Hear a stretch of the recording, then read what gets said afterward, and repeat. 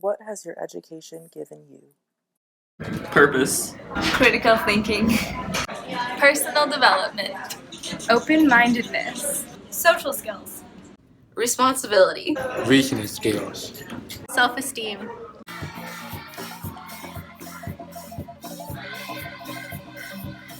Education. It is how people learn to communicate, solve problems, understand the world around them, and get jobs to make a living. With a quality education, a human being can reach great heights. Education is a key that may one day unlock solutions, such as a cure for cancer, an end to climate change, and a more peaceful world. Children around the globe go to school to make something great of themselves. However, not all education is equal. Education systems around the world vary among countries, regions, and even within the same towns. Some parents and caretakers are presented with countless choices of how and where their children will get their education. Some parents have no choice, and some never send their children to school at all. Quality of education around the world is influenced by countless factors, including race, socioeconomic status, occupation, gender, and culture. This begs the question, who is being educated? And more importantly, who is being left behind? We asked global education expert Nancy Janis why she thinks education is important. Education, first of all, for the basic skills, reading, writing, spelling, math, and that, because I think that we need that on life's basis. In addition to all those basic academic skills, education provides social skills development for kids, and I think that's important. I think that that's a way that we are exposed to multiple ideas and multiple opinions, and over time we learn critical thinking skills to evaluate what we are learning in terms of other people's viewpoints and so forth. So I think education is super important. In China, we talked to 2 university students who explained how satisfied they are with their country's education system. Hello, I'm Harris. I'm Ilya. And I'm 21 years old. I'm 20 years old. I think the Chinese education system is so good, and it's very equal, and it's not very expensive, and it will make a balance, and wherever you rich people or poor people, you have the same chance to go to university. It offers opportunity to every children. For poor or wealthy, they all can go to school for education. I think it's equal. Our country have compulsory education. All children have to go to school at their age at 6 years old, and they are going to primary school and junior school, and high school. They have to afford. Next, we visited South Africa, where we met Nicole, a university student who attended public school her whole life. Yeah, well, if you can afford to go to private school, then all the parents rage towards the private school. But it was in an area that was quite mixed, so the school obviously represented the area that it's in. But the way that my school worked was that the classes were separated by your grades. So basically in my class it was just whites. Then in the lower grades you get more of a mixture of everyone. But it was basically the ratios mostly of white people than colored and black people. Why do you think that there are fewer black or colored people in your grade specifically? Well, I just think that maybe their way they brought up in their home is a little bit more chaotic. They just didn't try as much as we did. The rest of them couldn't give a damn. Nicole's comments ignore the systemic challenges rooted in a history of oppression that many people of color in South Africa face. These challenges hinder their opportunities to get an education. For example, this little boy, a child of immigrants, is not allowed to go to South African public school. His family must choose between sending him to expensive private school or not sending him to school at all. A boy is a clever boy. He loves school, but can you imagine if I was not having a possibility to put him at a private school, how he was going to learn? He's going to be a clever boy with empty empty-headed. No education. No education. Public So, education yeah, isn't available to to expats, foreigners. to So foreigners.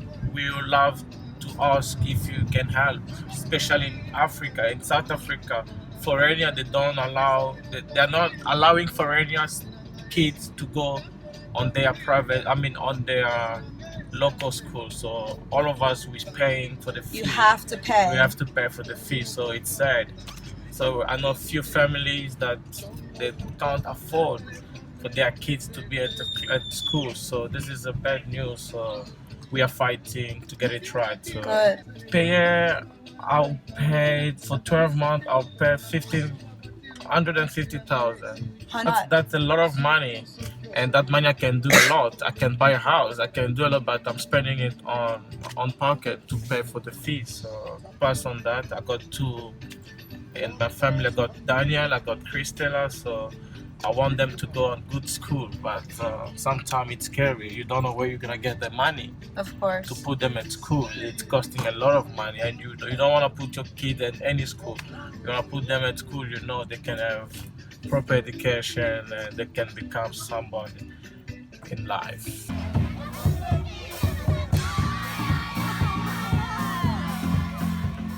This South African man is facing a problem like many other people around the world.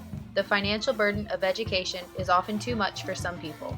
In some parts of the world, like Ghana, the government has provided certain forms of educational programs, such as free, compulsory, universal basic education, or FCUBE. Free in the sense that at the basic level, every school-going child must have access to education, no monetary impediment in the way of the child. Compulsory, and every parent is under the compulsion to ensure that the child access the educational facility. Universal in the sense that whatever is taught in school A in the urban center, the same quality of education is given to a child who finds himself in the remotest part of the country. This Ghanaian man goes on to say that the FCUBE is a work in progress and the Ghanaian education system has a long way to go before it is ultimately successful. There are not many schools in rural areas, and even then, many families would not be willing to allow their child to be away from home for that many hours in the day. There are programs implemented to incentivize children attending school, such as providing a meal for all students who are present. Also, teachers are usually women in the town or village who are not properly trained or educated themselves. He stated that school is more like babysitting than actual learning environment. Again, Ghana is trying to build a better education system, and they are working towards better schools. However, this is not the situation for children in Myanmar. Children are not guaranteed education even at the most basic level. Socioeconomic status seems to be the common denominator that prevents children from receiving an education. Our country is very poor. 80% we don't get good education. Just only 20% we have the best education. Do the children in rural villages like we visited on this trip, do they have access to education? Very remote area, no. So what happens to them? Like, will to they them just only like this monastery, but the monastery also poor monastery. So anyway, they have to go to the monastery, get the education. But anyway, they could finish just only the primary school or the middle school, something like that. And then, as I said, we are poor. The country is poor, especially in the countryside. In the villages area, very poor. So each and every one of the family, they have to go for working. So their education is just only small part finished, and then they.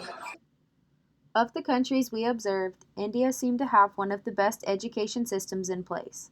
While finances still play into public versus private school, there are still many schools for children to attend that are funded by the government. Education system is we have government schools, there's also the government aided schools, and then there is the private schools.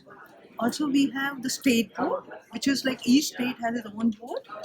Then we have the CBSE, then we have ICSE, International Board System, Okay, so we have different systems and student like CBSE. In CBSE also you have the government and you have the private.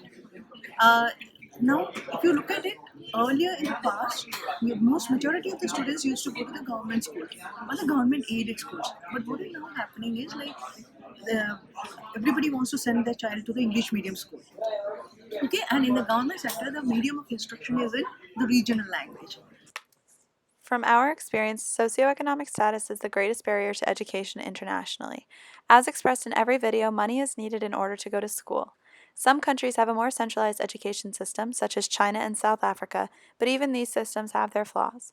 In China, not everybody has access to their mandatory education. In South Africa, the children of foreigners are not allowed to go to public school, so they are forced to pay for private education. Also in South Africa, Nicole discusses how the black and colored students do not excel in their classes because they do not value school. She is unaware of the systemic racism present in her country that hinders the education of these students of color. As displayed in Ghana, Myanmar, and India, many countries do not have the means to keep a successful public education system. Because of this, only the children of the people in higher socioeconomic standing are being educated.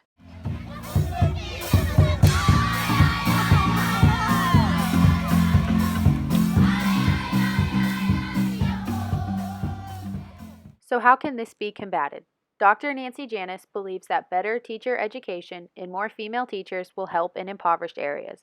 A set standardized curriculum is necessary for universal education and better accommodations for students who fall behind on their coursework. We hope that one day everyone, regardless of race, class, or gender, will have an equal access to education around the world.